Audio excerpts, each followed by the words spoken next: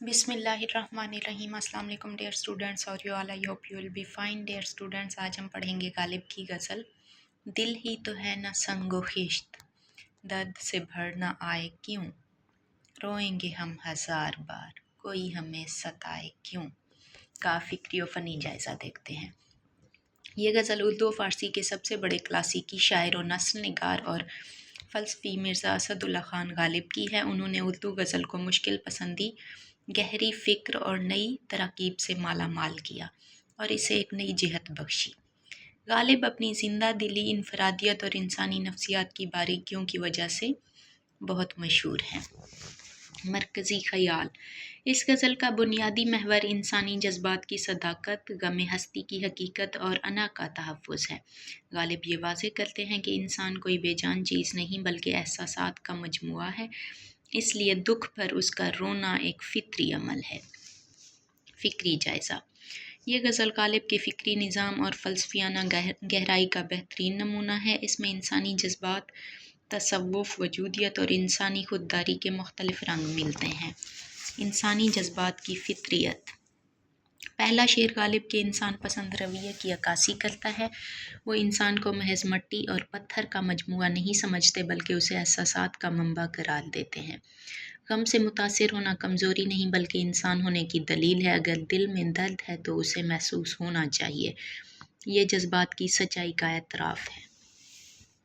دل ہی تو ہے نہ سنگ و خشت، درد سے بھر نہ آئے کیوں، روئیں گے ہم ہزار بار، کوئی ہمیں ستائے کیوں۔ یہ شعر انسان کی فطرت کو واضح کرتا ہے کہ دل آخر دل ہے، پتھر نہیں۔ درد آنا اس کی فطرت ہے۔ غالب انسانی جذبات کو نارمل اور فطری قرار دیتے ہیں۔ بے نیازی اور خودداری: غزل میں غالب کی انا اور خودداری اپنے عروج پر ہے۔ وہ کسی خاص مذہبی یا سماجی مقام، دیر و حرم پر قبضہ جمانے کے بجائے رہ گزر راستے پر بیٹھنے کو ترجیح دیتے ہیں۔ جب وہ کسی کی ملکیت یا مخصوص ادارے کی حدود میں نہیں ہیں تو کسی غیر کو حق حاصل نہیں کہ وہ انہیں وہاں سے اٹھائے۔ یہ فکری آزادی اور سماجی جکڑ بندیوں سے بغاوت کا اظہار ہے۔ دیر نہیں، حرم نہیں، در نہیں، آستاں نہیں، بیٹھے ہیں رہ گزر پہ ہم، غیر ہمیں اٹھائے کیوں۔ یہاں غالب کا احساس خودداری اور رنگ انانیت جھلکتا ہے۔ حسن و عشق اور تصوف کا امتزاج: غالب کے نزدیک محبوب صرف ایک فرد نہیں بلکہ ایک روحانی تجربہ ہے جو خود ہی جلوہ گر بھی ہے اور خود ہی چھپنے والا بھی ہے۔ یہ تضاد عشق کی گہرائی اور تصوف کے حسین امتزاج پر مبنی ہے۔ جب وہ جمال دل فروز، صورت مہر نیم روز، آپ ہی ہو نظارہ سوز، پردے میں منہ چھپائے کیوں۔ غالب یہاں نظریہ وحدت الوجود اور جمال الہی کے حوالے سے سوال اٹھاتے ہیں۔ اگر وہ جمال یار سورج کی طرح روشن اور ہر جگہ موجود ہے تو پھر یہ پردہ کیوں؟ غالب یہاں کائنات کے اسرار اور حقیقت مطلق کے اخفاء پر حیرت کا اظہار کرتے ہیں جو انسانی عقل کی بے بسی کو بیان کرتا ہے۔ فلسفہ زیست: غالب کا ایک انتہائی مشہور فلسفہ ہے، جب تک زندگی چل رہی ہے غم بھی ساتھ آتے رہیں گے۔ غالب کے نزدیک زندگی اور دکھ دو الگ چیزیں نہیں ہیں۔ جب تک سانس چل رہی ہے غم رہے گا، موت سے پہلے غم سے نجات کی خواہش کرنا عبث ہے، کیونکہ زندگی بذات خود ایک مسلسل عمل ہے جس میں مسلسل جدوجہد اور تکلیف کا نام لازمی ملتا ہے۔ یہ فکر بدھ مت کے دکھ کے فلسفے سے بھی مماثلت رکھتی ہے۔ قید حیات و بند غم: اصل میں دونوں ایک ہیں۔ موت سے پہلے آدمی غم سے نجات پائے کیوں۔ یہ شعر انتہائی گہرا فلسفہ رکھتا ہے۔ غالب کے مطابق زندگی خود ایک قید ہے اور غم اس قید کی دوسری شکل۔ یہ نہ صرف غالب کی فکر ہے بلکہ غالب سے پہلے اسلام نے بھی اس حقیقت کو عیاں کیا ہے۔ نبی کریم صلی اللہ علیہ وسلم نے فرمایا، یہ دنیا مومن کے لیے قید خانہ ہے اور کافر کے لیے جنت۔ نفسیاتی بصیرت اور طنز: غالب نے غزل کے درمیانی اشعار میں انسانی نفسیات، خاص طور پر رقیب اور محبوب کے رویوں پر گہری چوٹ کی ہے۔ وہ کہتے ہیں کہ اگر انسان کو اپنی ذات پر اعتماد ہو تو اسے دوسروں کو آزمانے کی ضرورت نہیں پڑتی۔ یہاں وہ محبت کے معاملے میں بول ہوس اور سچے عاشق کا فرق واضح کرتے ہیں۔ اپنے پہ اعتماد ہے، غیر کو آزمائے کیوں؟ وجودی سوال اور بے معنویت۔ آخری شعر میں غالب انسانی رنج کو ایک فلسفیانہ سوال بنا دیتے ہیں کہ آخر رونا اور فریاد کرنا بھی کیوں؟ غالب خجستہ کیے بغیر کون سے کام بند ہیں؟ روئیے زار زار کیا کیجیے ہائے ہائے کیوں؟ یہاں غالب اپنی انانیت کو ایک نیا رخ دیتے ہیں۔ وہ خود کو خستہ شکستہ حال کہہ کر اپنی اہمیت کی نفی کرتے ہیں، لیکن اس نفی میں بھی گہرا طنز چھپا ہوا ہے۔ غالب کہتے ہیں کہ دنیا کا کوئی کام کسی کے ہونے یا نہ ہونے سے نہیں رکتا، یہ کائناتی سچائی کا اعتراف بھی ہے اور یہ اپنی ذات کی بے وقتی پر ایک دل گرفتہ تبصرہ بھی، جو انسان کو حد سے زیادہ جذباتی ہونے، زار زار رونے سے روکتا ہے۔ فنی جائزہ۔ اب دیکھیں، پہلے اشعار میں غالب کہتے ہیں کہ انسان کیوں نہ روئے، آخر وہ سنگ و خیشت تو نہیں ہے، اس کا دل ہے، اس کے اندر وہ درد سے بھر آئے گا تو روئے گا تو صحیح، اور آخر میں وہ پھر اس اپنے نظریے سے تھوڑے سے ہٹ جاتے ہیں۔ وہ کہتے ہیں کہ رونا دھونا کس لیے، کسی کے ہونے یا نہ ہونے سے کون سے کام رک جاتے ہیں۔ فنی جائزہ۔ یہ غزل فنی اعتبار سے غالب کی قادر الکلامی کا شاہکار ہے۔ اس میں غالب نے زبان و بیان کی جن لطافتوں کا استعمال کیا ہے ان کا فنی جائزہ مندرجہ ذیل ہے۔ حیت غزل، قافیہ اور ردیف۔ غالب کی یہ غزل حیت کے لحاظ سے روایتی اور موضوعات کے لحاظ سے جدید طرز پر ہے۔ اس میں ایک مطلع اور ایک مقطع ہے۔ غزل کا ہر شعر ایک مکمل اور منفرد خیال پر مبنی ہے، جو کہ غزل کی اہم شرط ہے۔ ردیف۔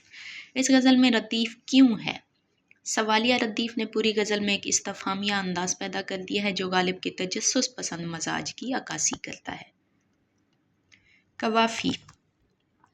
آئے ستائے، اٹھائے، چھپائے، پائے، آزمائے، بلائے اور جائے وغیرہ ان ہم آواز الفاظ نے غزل کے موسیقیاتی آہنگ کو برقرار رکھا ہے۔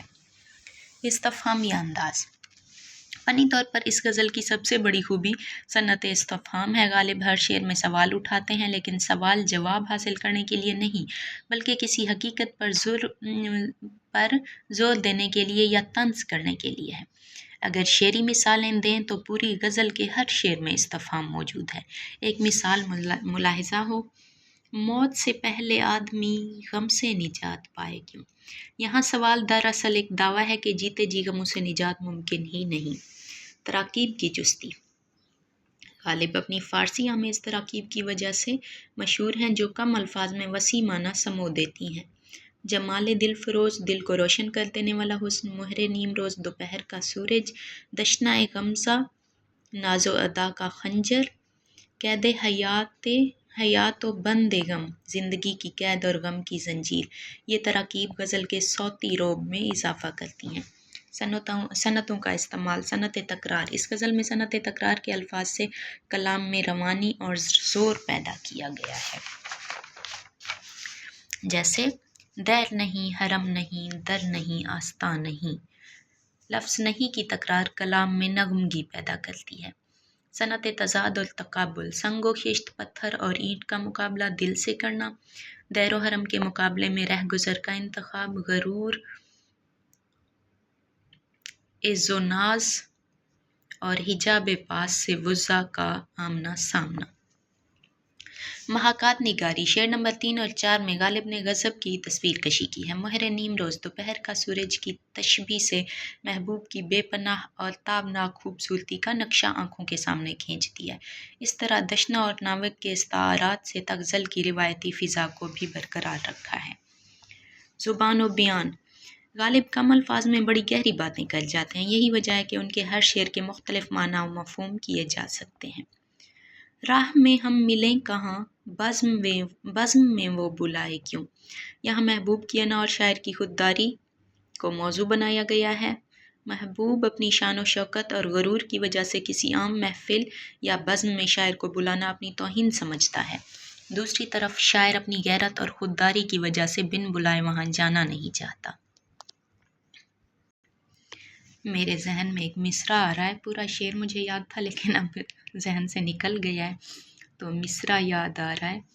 انا کی جنگ میں اکثر جدائی جیت جاتی ہے، شعر کا دوسرا مصرع ہے۔ ادھر محبوب بھی انا میں ہے، غالب بھی انا میں ہے، تو پھر جدائی ہی جیت جائے گی نا۔ انفرادیت، اس غزل کا لہجہ خود کلامی کا بھی ہے اور احتجاج کا بھی۔ روئیں گے ہم ہزار بار، کوئی ہمیں ستائے کیوں۔ اس کے علاوہ ایک اور مثال، بیٹھے ہیں رہ گزر پہ ہم، غیر ہمیں اٹھائے کیوں۔ دونوں مثالوں میں ایک طرح کا جارحانہ انداز ہے جو غالب کے علاوہ اردو کے کسی اور شاعر کے ہاں اس قدر نکھر کر سامنے نہیں آتا۔ حاصل کلام، غالب نے غزل میں انسانی وجود کے کرب، کائناتی سچائیوں اور اپنی انا کے ٹکراؤ کو بڑی فنکاری سے پرویا ہے۔ فکری طور پر یہ غزل زندگی اور غم کے لازم و ملزوم ہونے اور انسانی وقار کی بلندی کا درس دیتی ہے، جہاں شاعر دکھوں کو فطری سمجھ کر قبول کرتا ہے مگر اپنی خودداری سے سمجھوتا نہیں کرتا۔ فنی سطح پر غالب نے سہل ممتنع اور چست تراکیب کے ذریعے مشکل فلسفیانہ گتھیوں کو نہایت رواں اور موسیقیاتی آہنگ میں ڈھالا ہے، جس کی بدولت کلام انسانی نفسیات اور وجودیت کا ایک جامع بیانیہ بن گیا ہے۔ آئی ہوپ آپ لوگوں کو اچھے سے کلیئر ہو گیا ہوگا یہ سوال، اور اگر میرے ان نوٹ سے آپ کو ذرا سا بھی فائدہ ہو تو مجھے اپنی دعاؤں میں لازماً یاد رکھیے گا۔ نیکسٹ ویڈیو میں ہم انشاءاللہ پڑھیں گے غالب کی غزل ہر ایک بات پہ کہتے ہو تم کہ تو کیا ہے۔ اس کا پس منظر بڑا انٹرسٹنگ ہے۔ انشاءاللہ نیکسٹ ویڈیو میں ہم اسے پڑھیں گے تو آپ بڑا انجوائے کریں گے۔ ٹیک کیئر، اللہ حافظ۔